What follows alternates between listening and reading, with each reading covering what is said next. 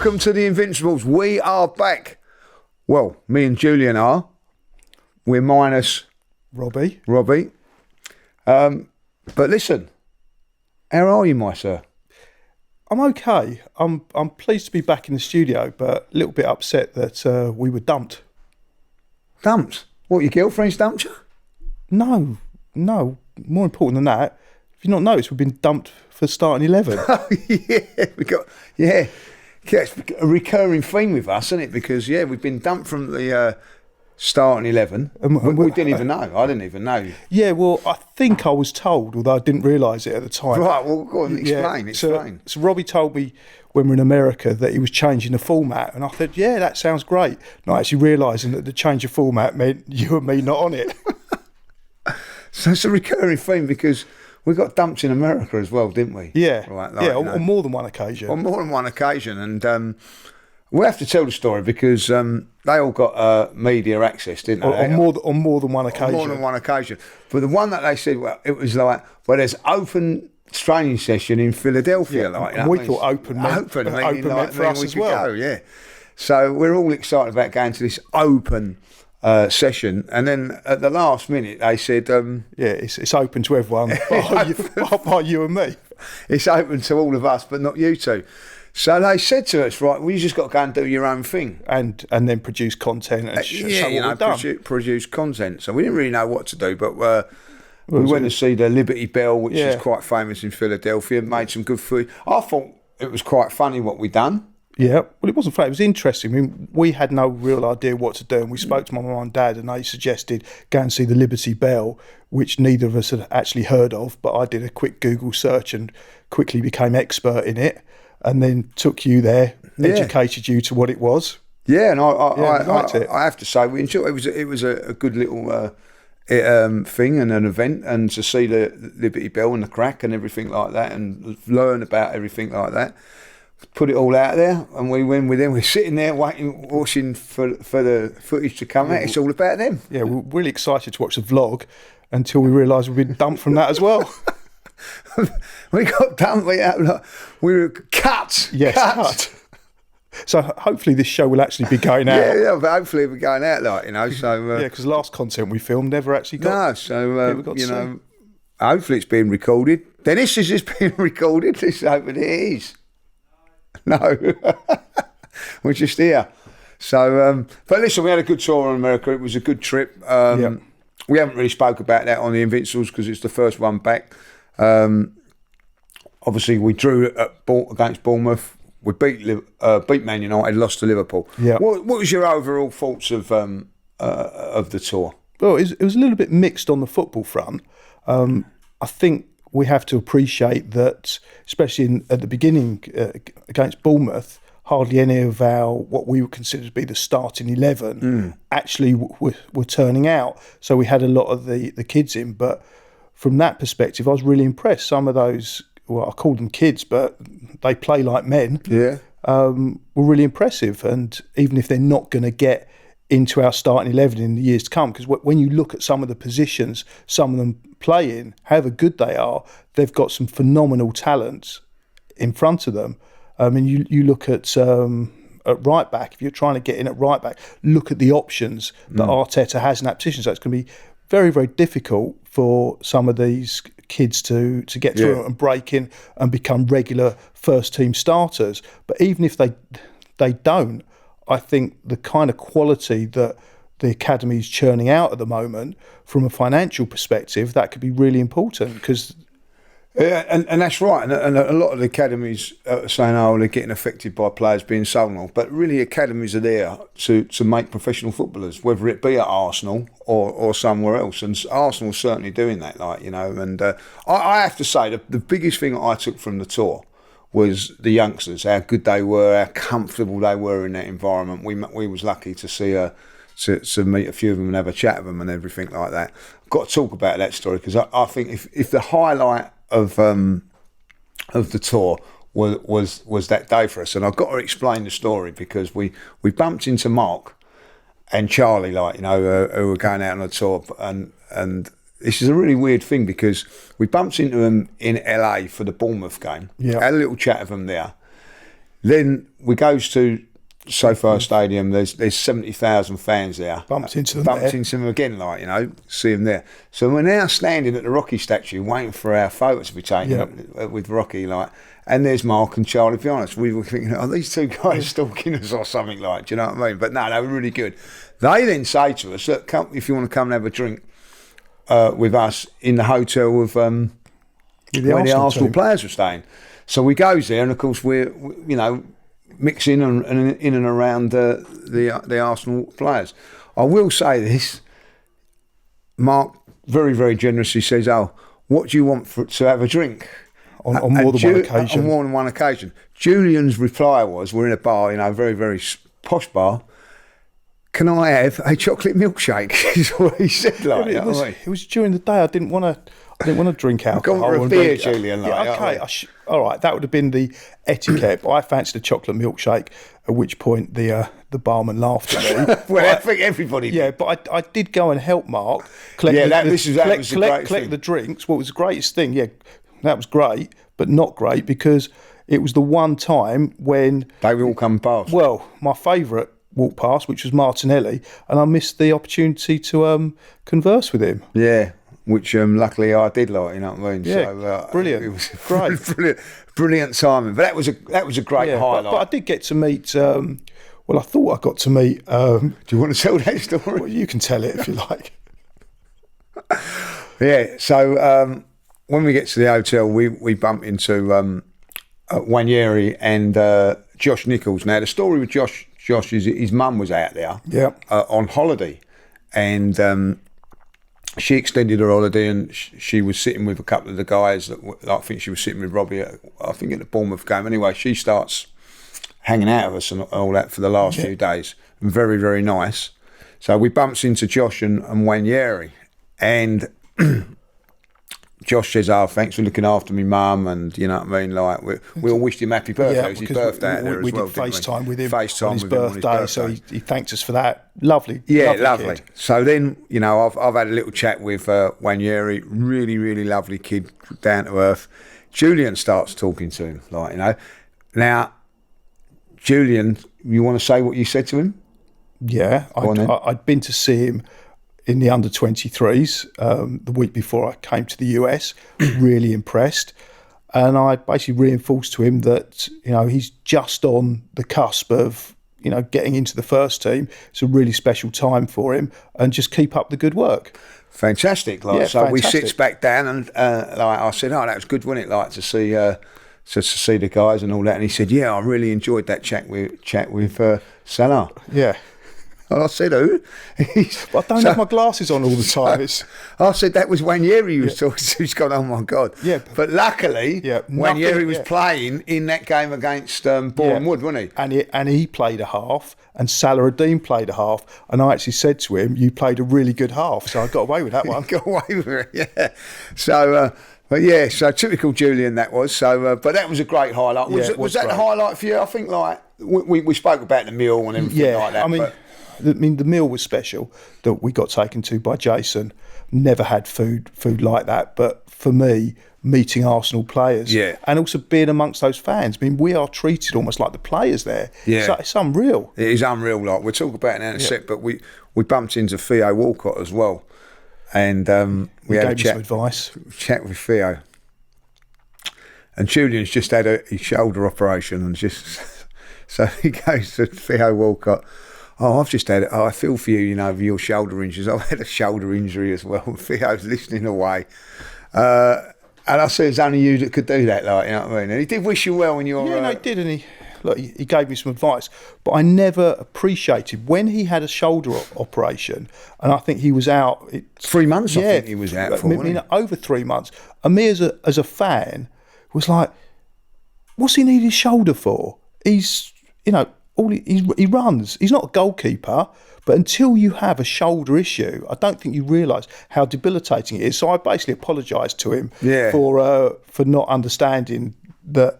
You know, a shoulder injury is something that can keep you out for a while. You missed Gilberto as well, didn't you? Like, I missed Gilberto. Yeah, so. But the biggest thing for me was I missed Miss Martinelli. Miss Martinelli as well, like, you know. So But there'll be another time. there'll be another time, like, you know. So you did see him, met him in Bodo, though, didn't you? Yeah. Yeah, I nearly didn't. Nearly didn't. I had some yeah, 10-year-old in my way. 10-year-old, and he pushed him out of the way. He made sure that you got in there and had a chat with him and all that. Like, so, listen, the tour was fantastic. One thing I have to say about it, so I've got a lot of, you know, admiration for these players at any level of it, but how they get over this jet lag? Yeah. Are you still struggling? I am struggling. It's a week. It's a week today that we got back, and I'm still struggling. 4 o'clock in the morning, I'm wide awake. You know, and we were sort of talking about it off air, like, you know, is it because they're going business class or first class? But, you know, you went business class there and back. Yeah. And you do a lot of travelling. Yeah. So I'm used to it, probably more used to it than they are, and I'm still struggling. So what can it be? I don't know what it could be. Dennis reckons it may be something to do with that they're athletes, but then so am I. So we objected to that. Yeah, we absolutely objected to that. Yeah, well, it might be that we can't get up in the mornings. Yeah, well, is it because they're in a routine or something like that where we're perhaps not in so much of a routine? I don't know, but like. Not only am I struggling, I feel very like lethargic, very tired. Yeah. And you're asking these players to go out and perform like they did on Wednesday, and that was not a lethargic performance at all. Yeah, and your friend Salah, he actually played on Saturday. Yeah, at Lincoln. Yeah, and they would have got back Thursday. Yeah, so and 48 hours after. And I don't think we realise, you know, like moving now on to Wednesday. What a performance that was! I was still struggling like Wednesday night, you know, to get through the day, and you're asking these people to train. They've had to train and then play and then produce a performance like they did on Wednesday. Yeah, what do you actually make of that performance? Well, I was kind of in two minds because there was no doubt that it was a phenomenally good performance. But there's two aspects in football. There's how good one team plays and how badly the other team plays. Now, when we saw who we were playing against and the recent history of that particular team, I think, they're invincible last year, weren't they? That they won 28 games, which is more than the Invincibles. The only difference between the English League and the German League in that respect was there's actually 38 games in the Premier League, whereas in the German League it's only 34. So I think it's a slightly less impressive thing to be able to go 34 games. They won the cup. They also got to the Europa League final and lost one game. So regardless of, you know, what's more impressive, Invincibles, you know, there's no doubt that what they achieved last season was phenomenal. Yeah. So you expect to be playing a phenomenally good team. So when you see that sort of friendly lined up, you think that's a good thing. You know, you're playing against real quality opposition. But if you didn't know the recent history of what's gone on, to me, you would never have guessed that the team that turned up on Wednesday was anything like the performances and the stats that they've produced. Yeah, and that's how I felt. I thought, like, well, I'm going to have a look at this because I want to have a look at their team. Like, there's no programmes and all that on Wednesday, was there? Like, you know, it's a weird thing. Like, I didn't even know the teams until I see them up on the ball. Yeah, no, I think there was. They just weren't giving them out free at club. Giving them out free at club level, like that. I mean, so, but you had to pay for them. That's why you probably didn't see it. Well, I normally get a programme, but so anyway. But like, not that I read it because I can't. Yeah, we know that. But you look at the pictures. But it's not that I can't read. It's I don't have my glasses. But anyway, I looked at the. I thought it was the. I thought I'd get that in, but I looked at the team sheet and all that. They went fairly strong to what they normally do. And then I thought, well, they must be like only at the beginning of their pre-season. Well, their season starts the same weekend as ours next week. No, it doesn't. It's a week later. It is a week later. It is a week later. So that may have been a contributory factor. I thought their season starts next week. No, it's a week later. You sure? I am positive because I've done my research. Oh, right, done your research. So that may be the reason. I have on Lyon as well. So maybe because they're a week below that I get that. Yeah, I get that. You know what I mean? So I don't want to really go and look too much into the result like we didn't against Liverpool. If I'll be really honest, I never really looked at the result against Liverpool and thought No, and we lost the game. I looked at the performance and how we played quite well against Liverpool. Apart from that first 20-25 minutes, we got more possession and whatever, but it was the performance, and the performance on Wednesday was really, really good. But stand out for me was, and I've said this on my fan cams and everything else, is that when I was in America, we looked vulnerable all the time. Hein was making a lot of saves and done very, very well in those 3 games. Come Wednesday night, Saliba and Gabriel partnered again. Raya hardly touched the ball in the first half. No, I don't remember him making any saves as such. And it just shows you the class of them two, doesn't it? Yeah. As a pair, I've got to say that as a pair, because Gabriel was on the tour. But as soon as they come off... But also you had the relationship with Ben White played first half. Zinchenko played there. And I know he hasn't played a lot towards the end of last season, but these are professionals that are experienced, and they've also got experience of playing together. So just like the famous back four of George Graham, it's not just about individual brilliance. Yeah. It's about how they operate as a team, as a unit. And they have experience of playing together, whereas however good the kids are, when you put them in, they're not going to fit straight into that environment. They don't integrate exactly as the unit straight away. Do you know Tony Adams turned around and said, funny enough, talking about that back five and all that, and it's the famous back five. He says it actually weren't the best players that he played with individually. No, it wouldn't have been, but it doesn't matter. It doesn't matter, no. So, as you can work as a team and go there and defend like they do. Just going back to the back four, that back four on Wednesday, is that the back four that starts? Do you think Zinchenko has pushed himself into the frame? I think against Wolves, yes. Because one thing about Zinchenko is that on the ball and creating, I think he's the best we've got. But I don't think he's as weak defensively as some of his critics make him out to be. But the kind of game that I would definitely start him for would be Wolves at home. Like Wolves at home, Brighton at home, maybe like when you go Aston Villa, maybe when you go Man City, you go in with another defender. But it also has a bearing on what the injury situation is, because we hear that Jurrien Timber has a slight foot injury, and they talk about it being weight bearing. I don't quite understand what that means, weight bearing. Because if you can't put weight on something, then that to me seems like quite a serious injury. Whereas Arteta's very much playing it down, but Arteta's played down injuries in the past. We haven't seen players for half a season. Yeah, and also California never played as well. He was out there in America. We see him training. Well, we didn't, but we saw the footage thanks to the guys. Yeah, well, we didn't. We switched off when we realised we weren't on it. Oh no, we didn't. We watched the whole thing. We watched the whole thing. It's not all about us, but I watched that. He's trained. But he's come back and he's not trained. So do you think he might be playing down a little bit like that as well? Well, be very disappointed if I don't see him play Sunday. Well, if he is, then he's completely lying about the situation, because he's not said he's got an injury. He just said he didn't feel that he's ready and that he hasn't trained enough and that he will integrate him in time, and he's got enough cover there not to have to rush him in. But you'd have thought that he'd play a little bit, but then... if you play him, who don't you play? That's the thing, and I think that again I think he'll get some sort of minutes. Him and Zinchenko change. I think Zinchenko, by the way, has done enough to start at this moment in time. I'm going to say it. I've said it all along about Timber. I think that the injury he's had is always a big worry for me. Very, very impressed with him on the first 2 games. I thought he was very, very good, but it looks like he's broken down. This is going to be, I think, a recurring theme for a while. I think when people go, oh, where are we going to play Timber? I think Timber this season's got to just be nursed through for as much as we can, probably being a squad player, not having a regular starting spot, which is such a shame because he looks so good. Are you worried about that situation?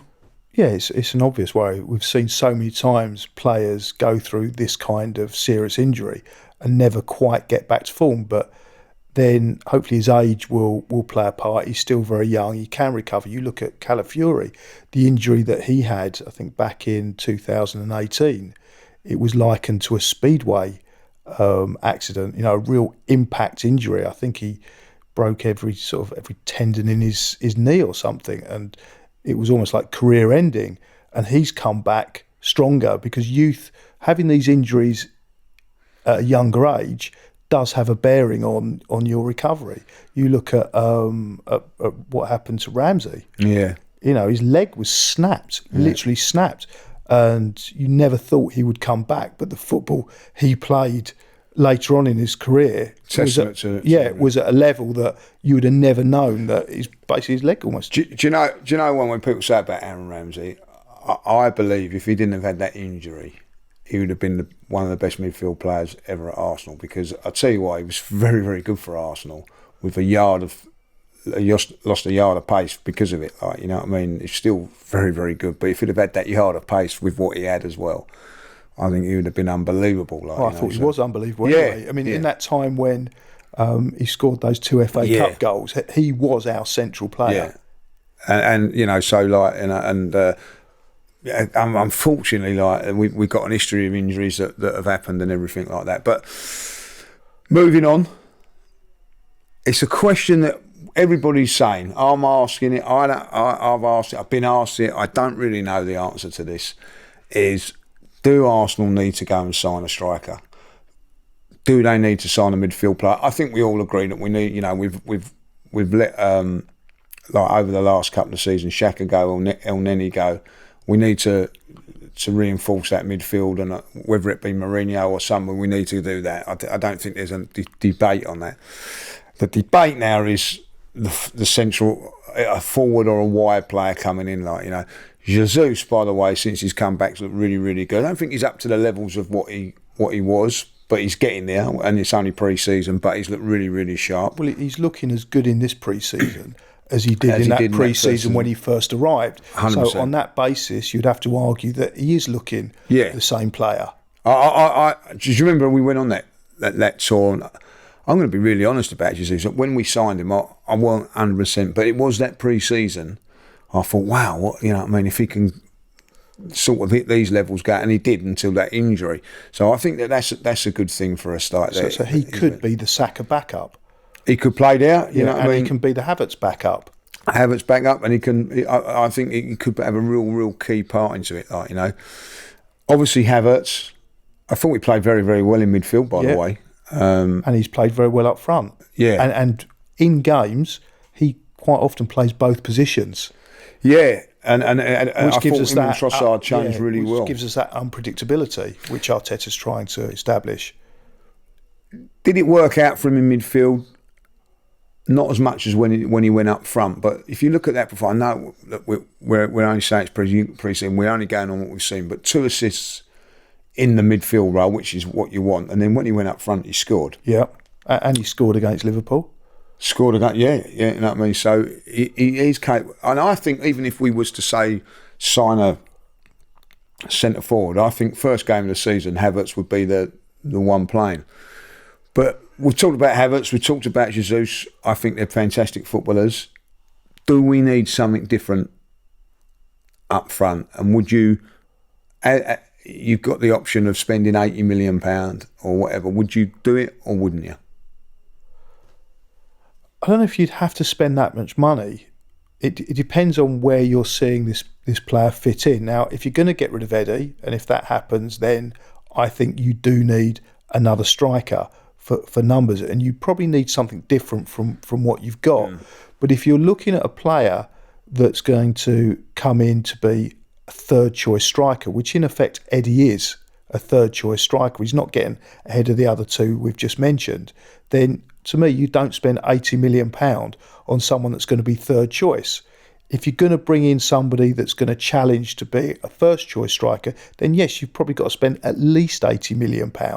But then the other side to that is you might say, okay, I'm going to spend £80 million, but who exactly are you going to bring in? Who's available? Because the price of strikers seems to be exorbitant for what you get. Now, I've read a lot about Boniface, who we saw on Wednesday, and they were talking about him being £100 million. Now, granted, I didn't see a lot of him, and some of the touches he made looked impressive. He's a strong lad. You know, he puts himself about. Bigger than what I thought he was, to be fair. He's big and strong. He looks fast and looks like a capable striker.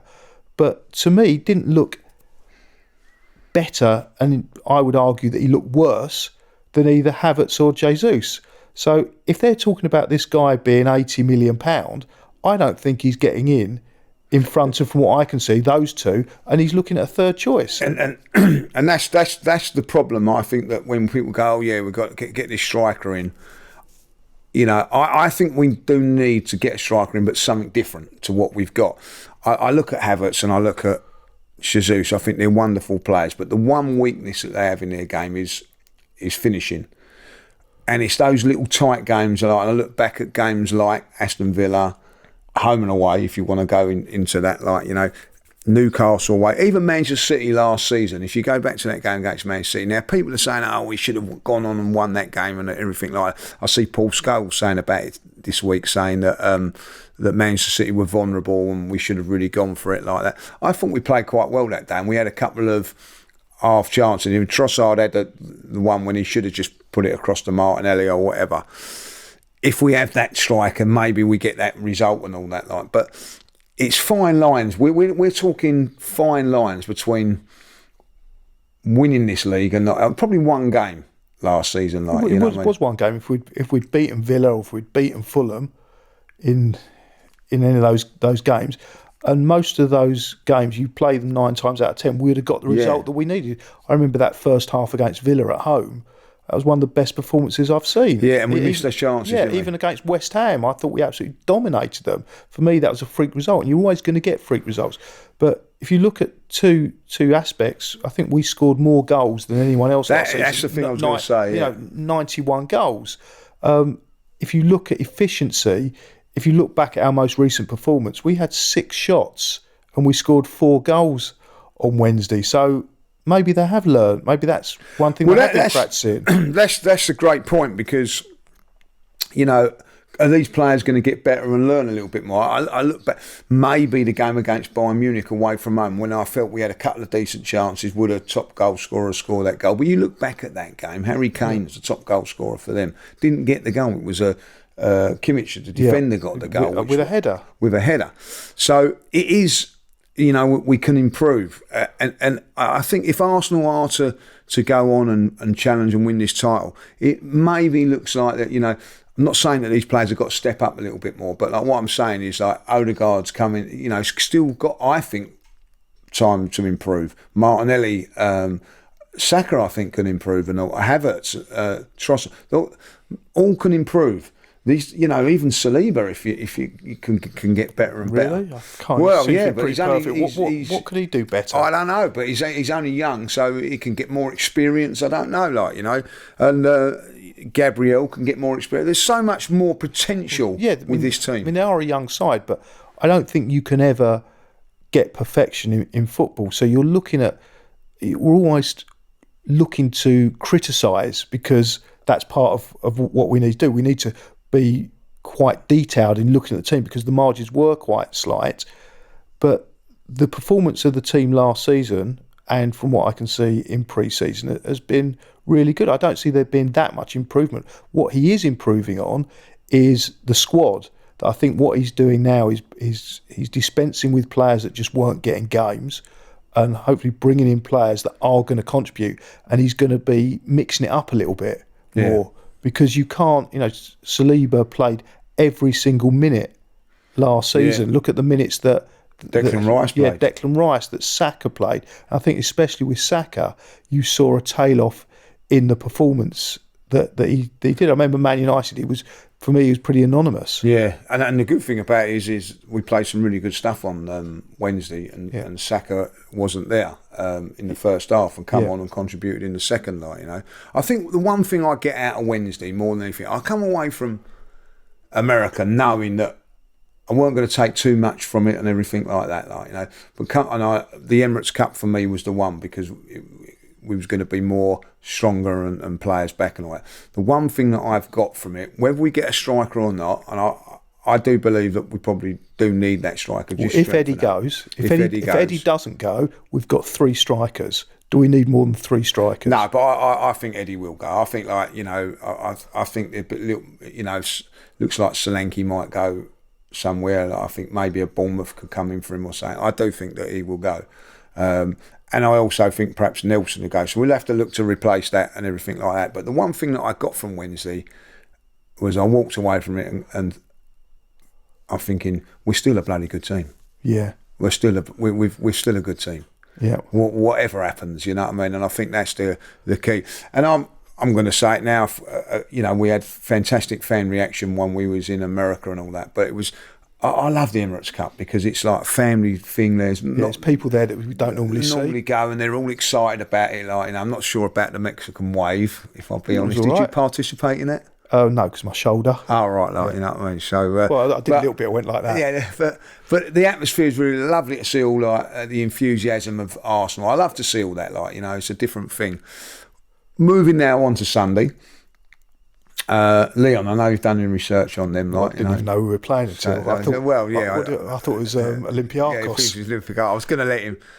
Me and Dennis were going to let him say, let's talk just about do my research on Olympiacos. Yeah, but we was kind. We was kind and said, no, it's Lyon.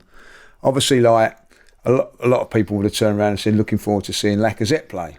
Yeah. Right, but we know that he's not going to be playing because he's playing for the Olympics. In the Olympics. And he's playing tonight against Spain, who's manager of the French team, Thierry Henry. So good luck to Thierry Henry and the French boys tonight against Spain. Nothing against Spain, but because of Thierry Henry. And this means this is the final tonight? Final tonight, 5 o'clock. So maybe you can play. It's Friday, isn't it? Probably won't play. No. You wouldn't play Sunday. No, I don't think so. But you said that a lot of you can't really read much into Sunday's game because most of the Lyon team are playing at the Olympics. Did I say? I don't know. I don't know how many of them going out. I was trying to wind you up with that, you know what I mean? Yeah, it's two. There's two, is it? Yeah. Well, I didn't. And the other we was going to say there's loads of them. Hopefully, you was going to bite on it. But he gets out there. I'll Google. So they've got two players, Lacazette and another player. But they're both forwards. They're both forwards. So they could be a bit light. In the in the attack, So not too much to go on it, but it's another game towards where we want to be and all that. Yeah, but if you look at again, you have to look at the opposition, and other than those two forwards, I think they came 6th in the French league last season, which you think, okay, 6th in the 5th most important league or 5th best league in Europe. It's not bad, not bad opposition. But actually, if you look at their games since April in the league, they only lost twice. They picked up really well. Which were both against PSG. And it wasn't just a case of they didn't lose. They won every single game from April onwards, apart from they lost 2 games against PSG. So they've obviously had a bit of a run. So if they can carry that form into the new season, then they're a team to watch. So we're playing a game. You're the manager. You're Mikel. Mm-hmm. Right, I've got hair then. So check your wallet, you know what I mean? So on that, what would your team be? Would you start the team? Would you play the team that will play against Wolves? I would start the team. Start the team. So that means Raya's going to play. So no, Ramsdale's not going to get any football at all. For me, no, because if you got Raya as your number one, which I think it's pretty obvious you have, then what's the point of? So close. If I was going to give Ramsdale a game, I'd have given him a half on Wednesday. But it kind of reinforces to me that he has no intention of playing Ramsdale at all, and he must be on his way. Because even if you were thinking about keeping Ramsdale as your second choice keeper, or there was a chance for that, you'd want to give him some sort of minutes in pre-season, because you get an injury to Raya, he's your number one. So he gets sent off. Yeah, exactly. So we're going to go Raya in goal then. Yeah. So what, the same back four as? Yeah, I'd have the same back four. He's played Zinchenko quite a bit, so he must have Zinchenko in mind. Yeah. For that game, he wouldn't just be playing him. Yeah, and then bringing someone. Yeah, and also there was some rumours that Zinchenko, they were going to get rid of him, but now they've given him a new number. They've given him 17, which I was surprised about. They gave him 17. I thought they'd retire 17 out of respect for Cedric. Well, talking about that the other day, like that, the number. Who's your best? We're talking about this on my channel the other day, like, you know what I mean, like, who's the best number 17 to play for Arsenal? On the top of your head. Okay. Right. And you'll be surprised. There's a few. Edu comes to mind. Edu comes to mind, yeah. Yeah. So you're saying Edu? Edu. Right, Yeah, saying they do. only because he waved him. Well, not only that, Well, it's a 'cause you great like play. him, like, Yeah, you know, I like so, him. Well, I went for Emmanuel Petit in the end, like, you know. So Yeah, fair shout. so like it's a fair shout, like. But Yeah. there was like, you know, I think Song's played 17. Yeah. Cedric. Yeah, You know Cedric. what I mean? So we got like Shinchenko, who, by the way, set the number 17 alight with a fantastic goal. That goal was brilliant. Unbelievable goal. Unbelievable. The first two goals were Yeah, unbelievable. but I'm not sure that you're going to score a goal like that second one very often. No. Because it was what they seemed to strive for. It was almost like the Wenger type goal that he doesn't seem to realise that when you hit the ball in the back of the net, it's one goal. Whether it's a goal like you saw the second goal, or that goal that famous goal they scored against Norwich where they all touched it, one touch forward. It's beautiful, but it still only counts as one goal. Yeah, it's a goal. And what I liked about the goal before, the Zinchenko goal, was that a lot of goals, I think I read a stat that 60% of goals in the Premier League last season were scored with your first touch, and that when you take two touches, I think it was, you get an extra like 20%, but the more touches you take, the less chance you've got of actually scoring a goal. And what was great about that goal, that first goal, he just hit it. He saw the opportunity. There was no faffing around. Bang, in the back of the net. Very, very direct football. Whereas the second goal was aesthetically beautiful to watch, you know, the way they played it, but it did rely on everything being like the perfect goal thing, like, and there could have been a lot that went wrong in that goal. And I think if I have got a criticism of Arsenal, sometimes they try and play that intricate style of football bit too much, whereas, you know, just put your laces through it and score. So we're going Shinchenko down the left hand side. What's your midfield three? For me, it's always Odegaard. I think it's time to give Saka a start. The fact that in midfield? In a front three? No, on the right hand side. No, we're talking about the midfield three at the moment. Oh, okay. So I would have Odegaard. I'd like to see Partey there. Yeah, I thought he'd done very well when he came on. Like, but a lot of people have been a bit critical of his performances. But I think what people don't realise is how hot it was in Philadelphia. Like, you know what I mean? Like, So I got criticised by Cecil, who understood nothing, on Wednesday for talking about the humidity, and then he used the line. Oh, that's pleasant.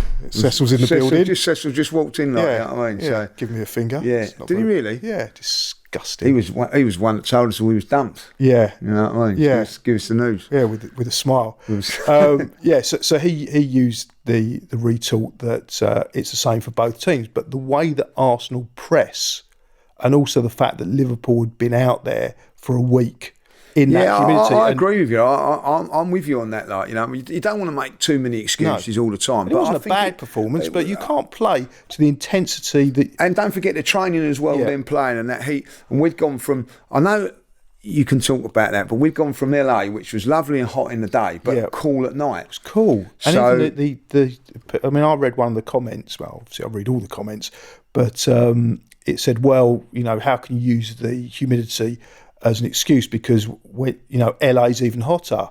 Well, it might be hotter in temperature, although I don't think it was that.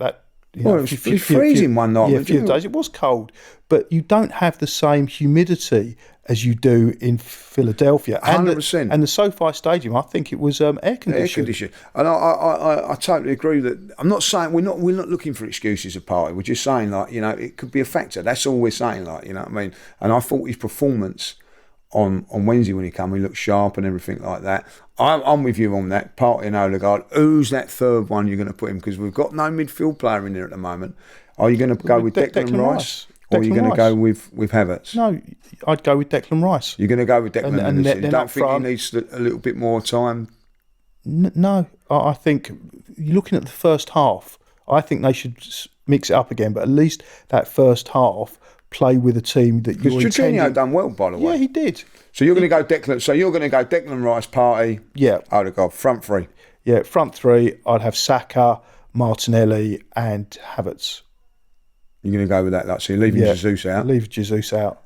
And you're leaving Trossard out, who was fantastic the other night. Yeah, you can't play them all. Right, and that would be the team that you would start against Wolves. Depending on the performance, No. Well, yeah, but the whole point of putting a team in is to see how they perform, and then if they perform how. If I was to pick the Wolves team now, I would pick that 11 to start. What Trossard over Martinelli? Martinelli over Trossard after his performance this week? Yeah, it's Martinelli. But I'm asking you this question. Yes. Is that because he's your favourite, or is it because you're not going on current form then, are you? I'm going on Martinelli, not just because I think he needs a good game on Sunday. But he's my favourite for a reason.